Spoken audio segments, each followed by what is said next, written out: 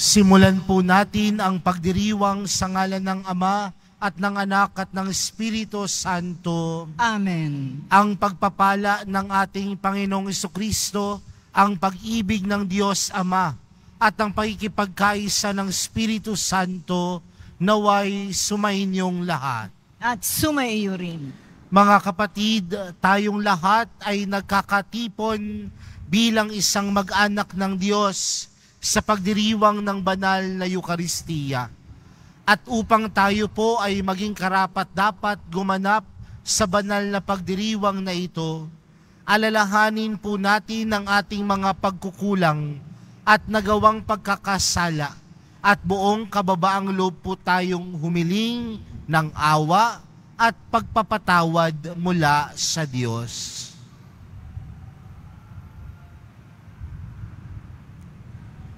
Inaamin ko sa makapangyarihang Diyos At sa inyo, mga kapatid, na lubha akong nagkasala sa isip, sa salita at sa gawa, at sa aking pagkukulang. Kaya ay sinasamo ko sa mahal na Birheng Maria, sa lahat ng mga anghel at mga banal, at sa inyo mga kapatid, na ako'y ipanalangin sa Panginoong ating Diyos. Kaawaan tayo ng makapangyarihang Diyos, patawarin tayo sa ating mga kasalanan, at patnubayan tayo sa buhay na walang hanggan. Amen. Panginoon, kaawaan mo kami. Panginoon, kaawaan mo kami. Kristo, kaawaan mo kami. Kristo, kaawaan mo kami. Panginoon, kaawaan mo kami. Panginoon, kaawaan mo kami. Manalangin tayo. Ama naming makapangyarihan, niloob mong akuin ang iyong anak ang krus at kamatayan, upang ang sangkatauhay matubos at mabuhay. Ang pag-ako namin sa krus at kamatayan dito sa lupa, ayon sa diwa ng pagsunod sa iyong loob na ginanap ng iyong anak, ay mapagindapat nawang kaming aming kamtin ang lubos na katubusan at pagkabuhay sa iyong piling, sa pamamagitan ni Jesucristo kasama ng Espiritu Santo, magpa sa walang hanggan. Amen. Maupo po ang lahat. Pagbasa mula sa unang aklat ni Samuel. Noong mga araw na iyon, ang matatanda ng Israel ay nagsadya kay Samuel sa Rama at kanilang sinabi, "Matanda na kayo. Ang mga anak naman ninyo'y ayaw sumunod sa inyong mga bakas. Ang mabuti, ipili ninyo kami ng isang haring mamamahala sa amin, tulad sa ibang bansa." Nalungkot si Samuel dahil sa kahilingan ng mga tao, kaya't dumalangin siya sa Panginoon.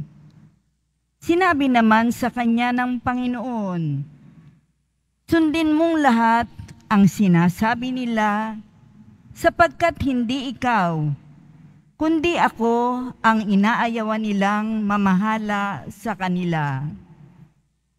Lahat ng sinabi ng Panginoon kay Samuel ay sinabi nito sa mga Israelita. Ito ang sabi niya, "Ganito ang gagawin sa inyo ng magiging hari ninyo. Kukunin niya ang mga anak ninyong lalaki upang gawing kawal. Ang iba'y sakay ng karwahing pandigma, ang iba'y mangangabayo, at ang iba namay lakad na mangunguna sa pagsalakay. Ang iba'y gagawin niyang pinuno para sa libo-libo at sa 5,000. Ang iba'y itatalagan niya sa kanyang bukirin at sa gawaan ng mga kagamitan at karwahing pandigma. Ang inyong mga anak na babae naman ay gagawin ninyang manggagawa ng pabango, tagapagluto at tagagawa ng tinapay. Kukunin din niya ang pinakamaganda ninyong bukirin, ubasan, taniman ng olibo, at paaalagaan sa kanyang mga tauhan. Kukunin din niya ang 10 bahagi ng inyong ani sa bukid at ubasan para ibigay sa kanyang mga pinuno at mga katulong sa palasyo. Kukunin niya pati ang inyong mga alila, babae at lalaki, ang pinakamagaganda ninyong baka, kabayo at asno. Kukunin din ang 10 bahagi ng inyong kawan, at kayo'y gagawin niyang alipin. Pagdating ng araw na yaon, idadaing ninyo sa Panginoon ang inyong hari, na kayo na rin ang pumili. Ngunit hindi niya kayo pakikinggan. Hindi rin pinansin ng mga Israelita ang sinabi ni Samuel. Sa halip, sinabi nila, kahit ano ang gawin sa amin, ay ibig pa rin naming hari ang mamahala sa amin.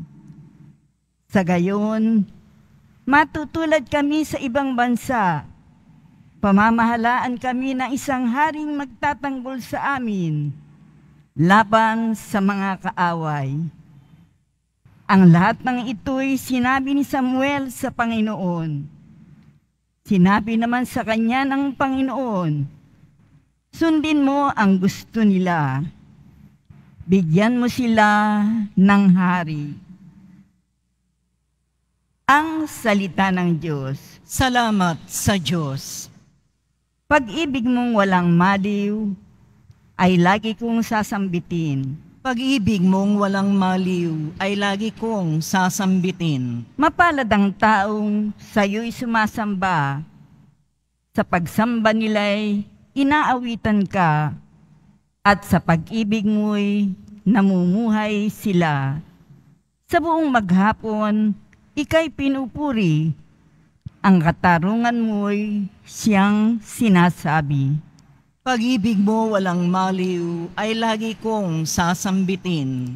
Ang tagumpay namin ay iyong kaloob, dahilan sa iyong kagandahang loob. Pagkat pinili mo, yaong hari namin, kaloob mo ito, banal ng Israel. Pag-ibig mo walang maliw ay lagi kong sasambitin. Tumayo na po ang lahat.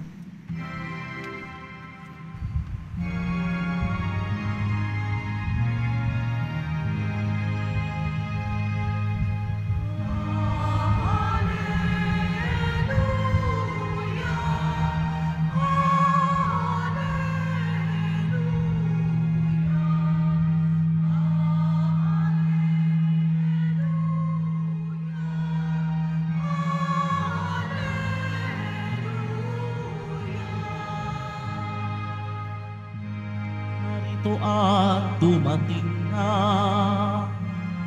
isang dakilang propeta, sugo ng Diyos sa bayan niya.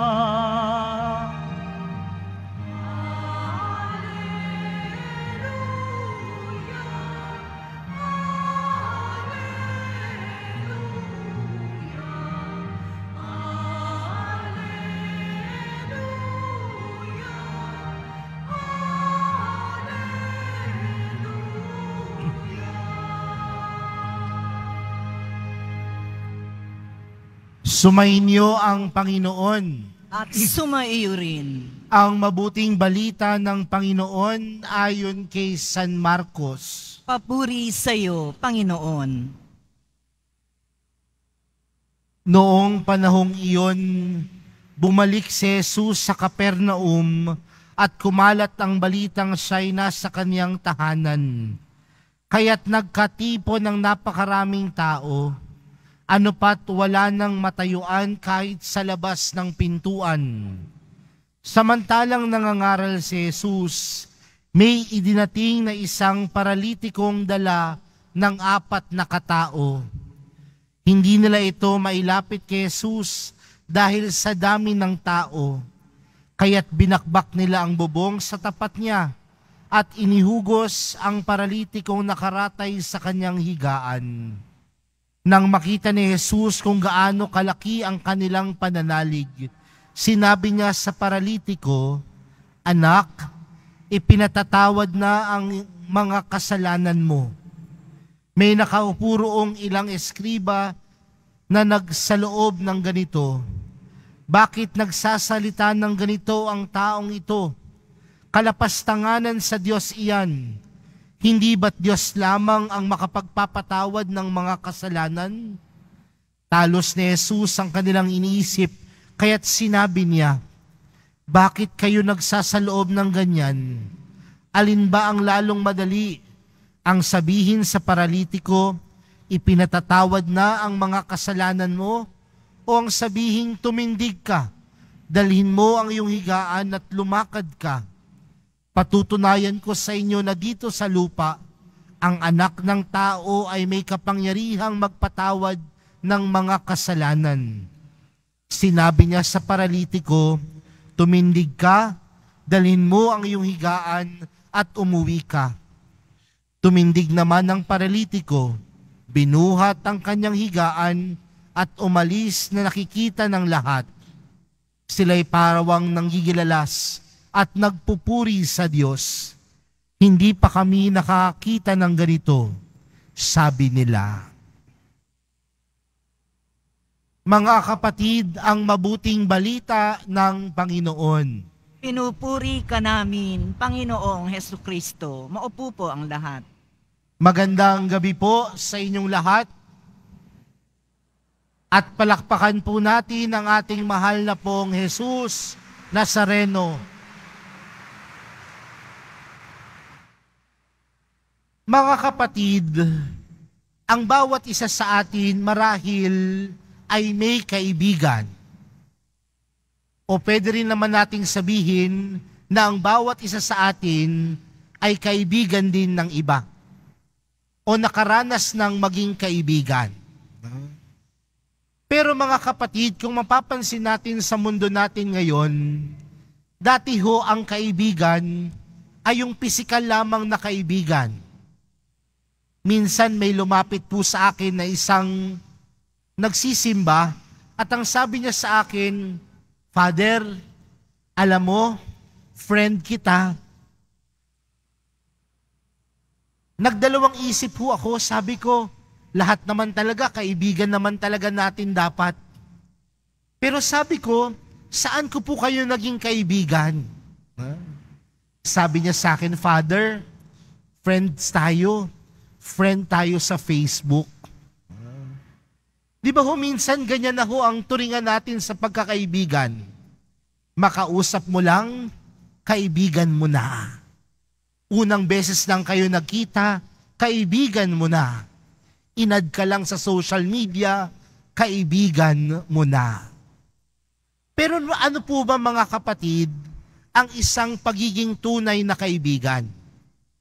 Sa atin pong ibanghelyong napakinggan, may isang paralitiko na gustong lumapit sa Panginoon. Pero wala siyang kakayanang lumapit, una dahil siya ay lumpo. Pangalawa, tila napakadaming taong nakapalibot kay Jesus. Maraming nakikinig kay Jesus, maraming gustong makahawak kay Jesus, maraming gustong makakita kay Jesus.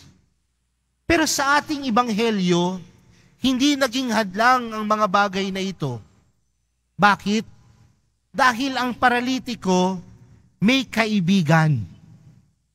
Sabi sa ating ibanghelyo, yung 4 na kaibigan ng paralitiko gumawa ng paraan. At ano ang kanilang ginawa? Dahil si Jesus ay nasa loob ng bahay, binutasan nila ang bubong at kisame ng bahay at binaba ang paralitiko nilang kaibigan.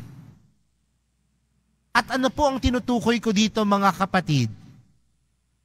Na ang isang kaibigan o ang tunay na kaibigan, dadalin tayo palapit sa kabutihan. Kaya magandang tingnan po yan sa puso natin minsan mga kapatid. Kaibigan po tayo. May mga kaibigan po tayo. At kung tayo may kaibigan, saan ba tayo dinadala ng mga kaibigan natin? Dinadala ba tayo ng mga kaibigan natin sa kabutihan o sa kasamaan? O ikaw bilang kaibigan, saan mo ba dinadala ang iyong mga kaibigan? Sa paggawa ng mabuti o sa paggawa ng masama? May mga pagkakataon na ang mga magkakaibigan nagkakasamaan ng loob. Bakit? Dahil merong mga kaibigan na kung saan hindi nila kinukonsinti yung kanilang kaibigan. Kapag nakita nilang gumagawa ng masama yung kanilang kaibigan, pinagsasabihan nila. At yun marahil ang tunay na kaibigan. Dadalhin ka sa kabutihan at hindi sa kasamaan. Pangalawa, ang kaibigan, dadalhin ka palapit kay Jesus. Ang tunay na kaibigan, dadalhin ka patungo sa mahal na pong Jesus Nazareno. Kaya nga, tingnan din natin yung ating mga sarili. Baka yung kaibigan natin, kung saan-saan nating lugar dinadala, kung kani-kanino nating taong inilalapit. Pero tila ipinapaalala sa atin sa araw na ito, kung ikaw ay tunay na kaibigan, dalin mo palapit sa Diyos. Dalin mo palapit sa mahal na pong Jesus Nazareno. Dahil ang isang tunay na kaibigan, dadalin ka palapit sa Diyos. Palapit sa mahal na pong Jesus Nazareno. At panghuli mga kapatid, ang tunay na kaibigan, sumasalamin si Jesus. Nung tema po natin, nung nakaraang kapistahan, ibig po naming makita si Jesus. Ang mga deboto ng mahal na pong Jesus Nazareno, magandang tanungin, tunay nga ba talaga tayong kaibigan? Baka pagkatapos ng traslasyon, hindi na sumalamin si Jesus. Pagkatapos po natin magsimba, ngayong gabi na ito, baka hindi na po sumalamin si Jesus. Ang tunay na kaibigan, sumasalamin sa Kanya, hindi lang sa Kanyang pisikal na kaanyuan, kundi sa Kanyang puso at pag-uugali at pamumuhay, sumasalamin si Jesus. Ang bawat isa po sa atin ay kaibigan ni Jesus. Ang bawat isa po sa atin ay kaibigan ng mahal na pong Jesus Nazareno. At kung maituturing natin ang ating sarili na mabuti at tunay na kaibigan, nawa ang ating mga kaibigan madala natin sa kabutihan.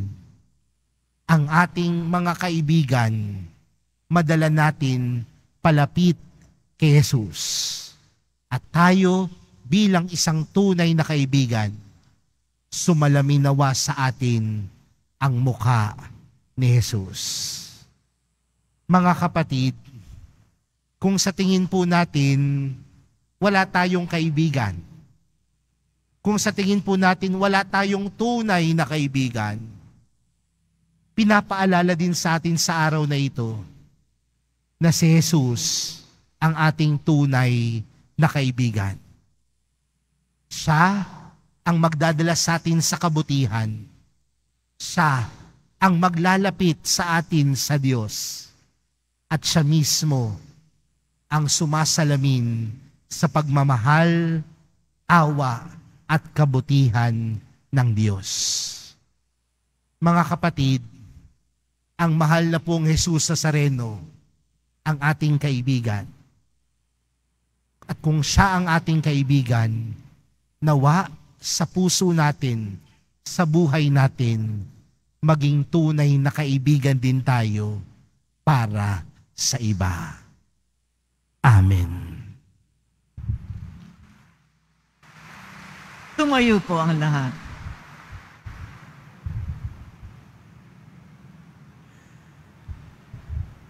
Minamahal kong mga kapatid, idulog natin sa mahal na pong Jesus Nazareno ang ating mga kahilingan, taglay ang matibay na pananampalataya sa Kanyang pagkadiyos, ang tapat na pag-asa sa Kanyang kapangyarihan, at ang maningas na pag-ibig sa Kanyang puso. Ang ating pong panalangin, mahal na pong Jesus Nazareno, kaawaan mo kami. Mahal na poong Jesus Nazareno, kaawaan mo kami. Upang ang Eukaristiya na ating tinatanggap sa komunyon at inihahandog sa misa bilang alaala ng mga hirap ng mananakop ay magdulot sa atin ng wagas na pagmamahal sa Diyos at sa kapwa. Manalangin tayo. Mahal na pong Jesus Nazareno, kaawaan mo kami.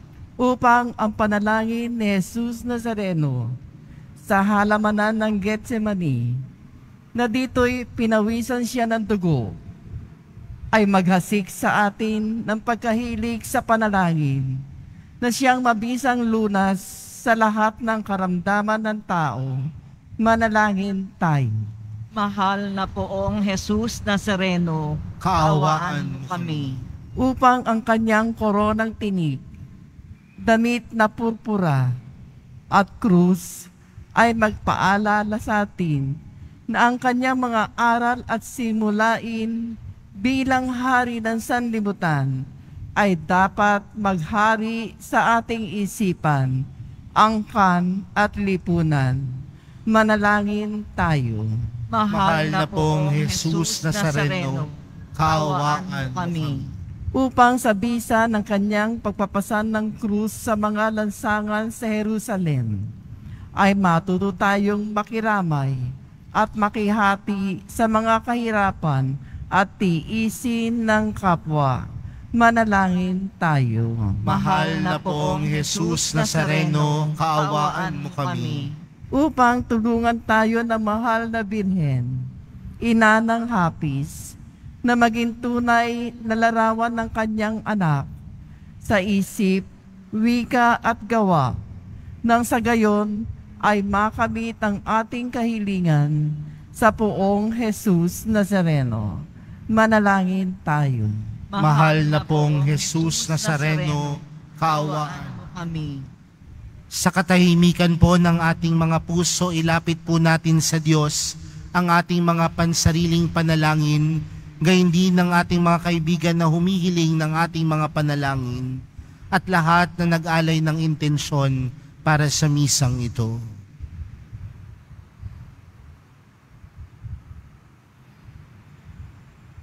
Ama naming mapagmahal, nahayag sa salita, gawa at buhay at kamatayan ng iyong anak, ng Diyos ay pag-ibig. May pahayag dinawa namin ang katotohanan ito sa pamamagitan ni Jesus Nazareno, Panginoon namin, magpa sa walang hanggan. Amen. Maupo po ang lahat.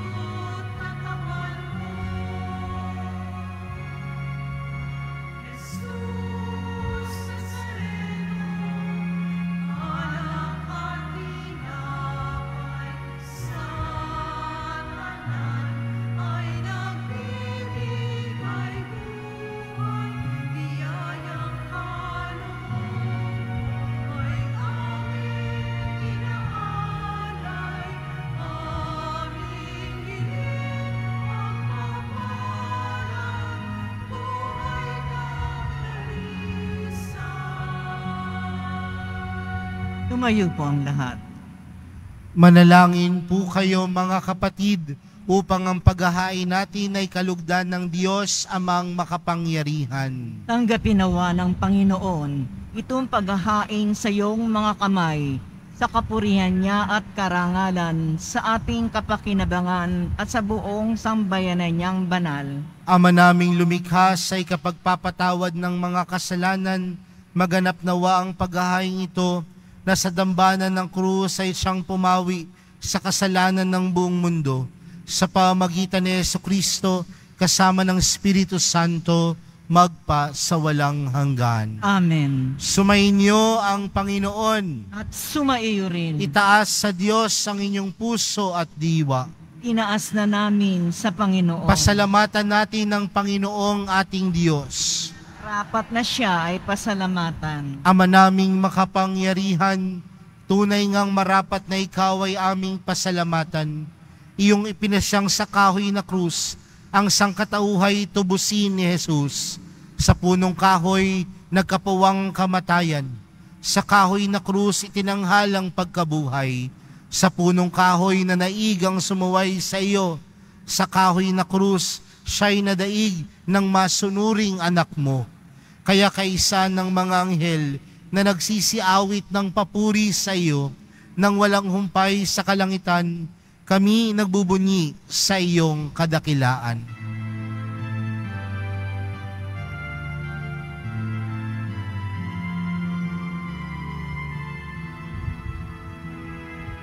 Santo, Santo, Santo, Panginoon Diyos ng mga hukbo, napupuno ang langit at lupa ng kadakilaan mo.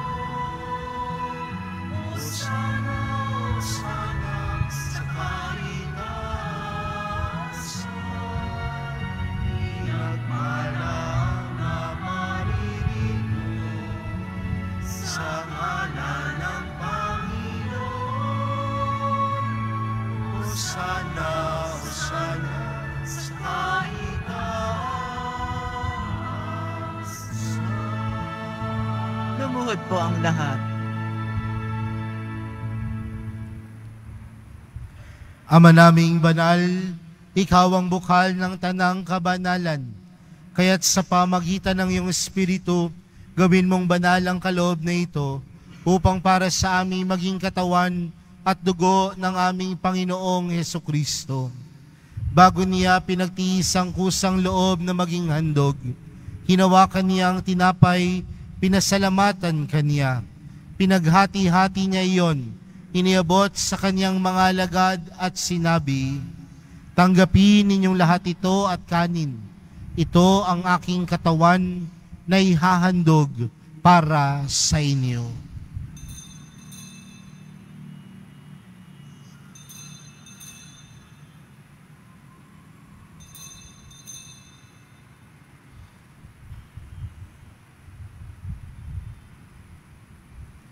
Gayon din naman noong matapos ang hapunan, hinawakan niya ang kalis, muli kanyang pinasalamatan, iniabot niya ang kalis sa kanyang mga alagad at sinabi, "Tanggapin ninyong lahat ito at inumin.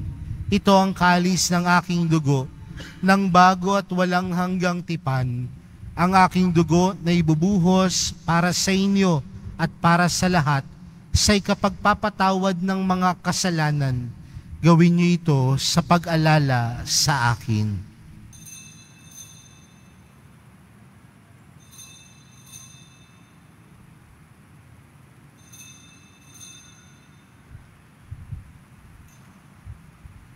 Tumayo po ang lahat.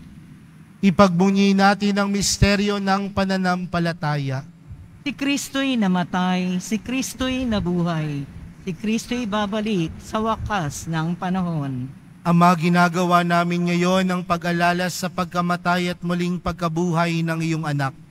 Kaya't inaalay namin sa iyo ang tinapay na nagbibigay buhay at ang kalis na nagkakaloob ng kaligtasan. Kami nagpapasalamat dahil kami iyong minarapat na tumayo sa harap mo para maglingkod sa iyo.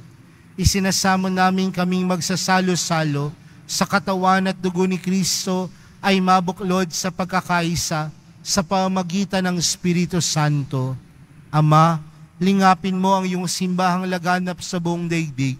Puspusin mo kami sa pag-ibig kay San Francisco na aming Papa at ni Jose na aming Obispo at ng Tanang Kaparian. Alalahanin mo rin ang mga kapatid naming nahimlay nang may pag-asang sila'y muling mabubuhay, gayon din ang lahat ng mga pumanaw. Kaawaan mo sila at patuloyin sa iyong kaliwanagan.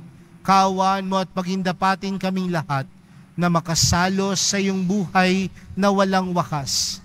Kaysa ng mahal na Birheng Maria na ina ng Diyos, ng kabiyak ng puso niyang si San Jose, kaysa ng mga apostol at ng lahat ng mga banal na namuhay dito sa daigdig ng kalugod-lugod sa iyo, may pagdiwang nawa namin ang pagpupuri sa ikararangal mo sa pamagitan ng iyong anak na aming Panginoong Hesukristo.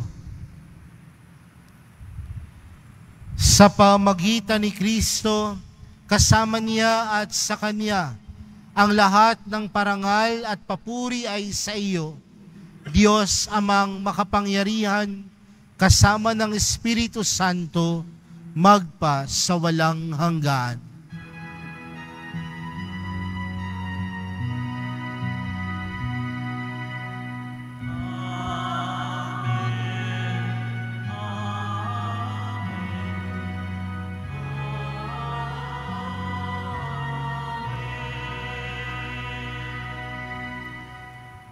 Lumapit po tayo sa Ama natin sa langit sa panalangin itinuro sa atin ni Jesus.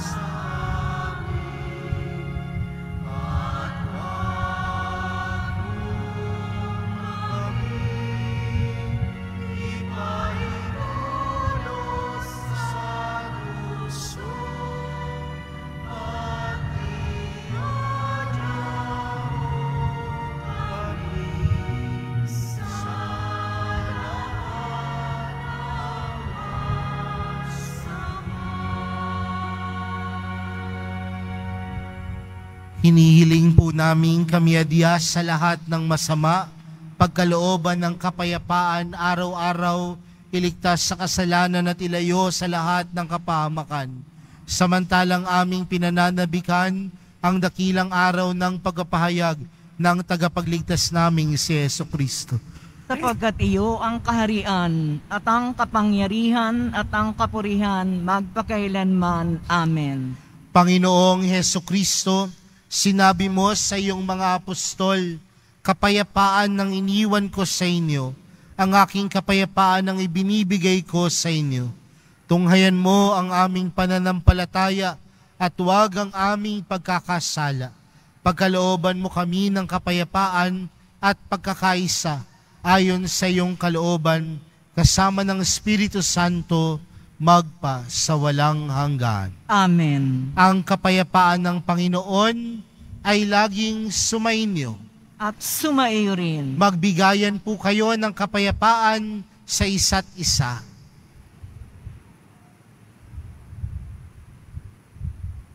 Kordero ng Diyos na nag-aalis ng mga kasalanan ng sanlibutan, maawa ka sa amin. Kordero ng Diyos na nag-aalis ng mga kasalanan ng sanlibutan, maawa ka sa amin. Kordero ng Diyos na nag-aalis ng mga kasalanan ng sanlibutan, ipagkaloob mo sa amin ang kapayapaan. Lumuhod po ang lahat.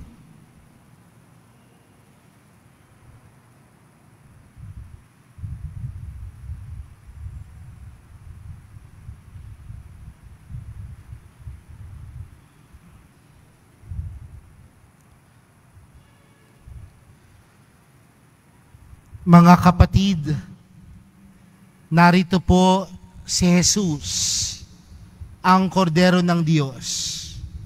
Siyang nag-aalis ng kasalanan ng sanlibutan, mapalad ang mga inaaniyahan sa kanyang piging. Panginoon, Hindi ako karapat-dapat na magpatuloy sa iyo, ngunit sa isang salita mo lamang ay gagaling na ako.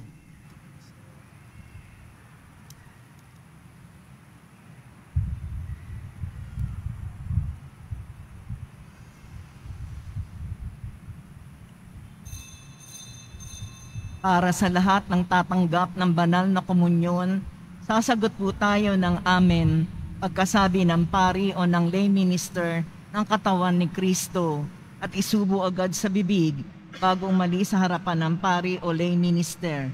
Sumunod po tayo. Maraming salamat po.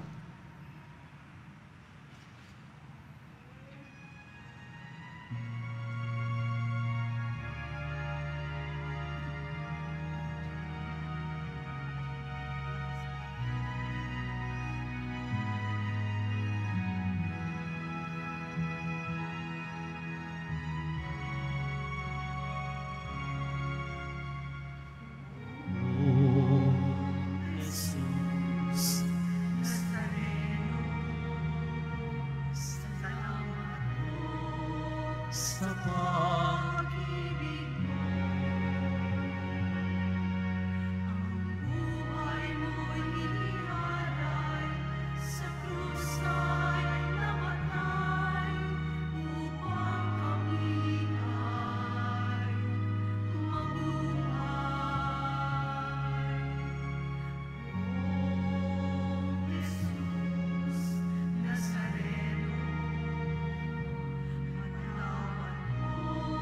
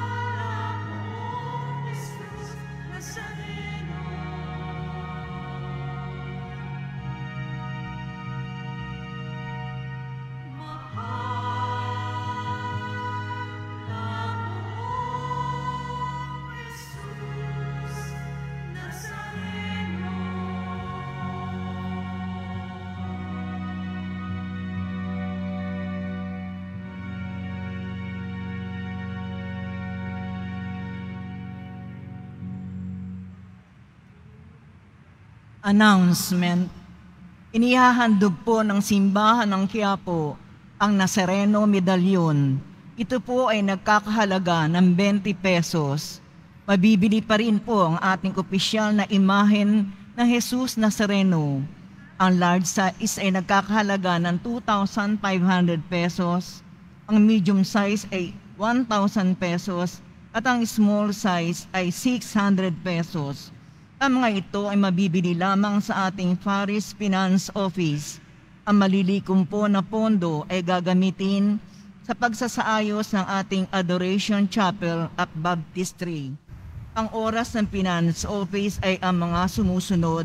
Kapag Lunes hanggang Huwebes at Sabado, alas 8 ng umaga hanggang 5 ng hapon.